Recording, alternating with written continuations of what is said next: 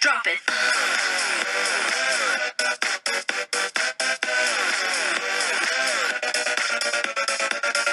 Hello, it is Louis here with the McChicken. I have got two McChickens here. As you can see, yummy. Let's turn perfect. Yum. McChicken. Oh, a bit dropped. Oh, a bit's dropping out. So we're going to be doing a food review. So as you can see, as we open up the burger, here it is. The McChicken. Yum. Let's try it. Mmm.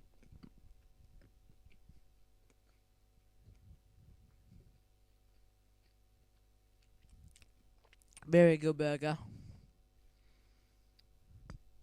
I don't see why people do the hashtag McChicken challenge, because people are saying that they hate the burger, that's why they do it. But the burger's actually pretty good. Instead of,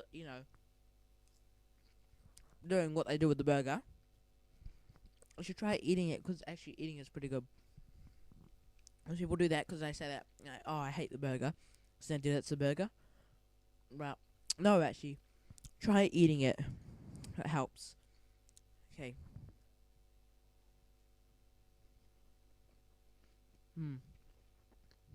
Very good.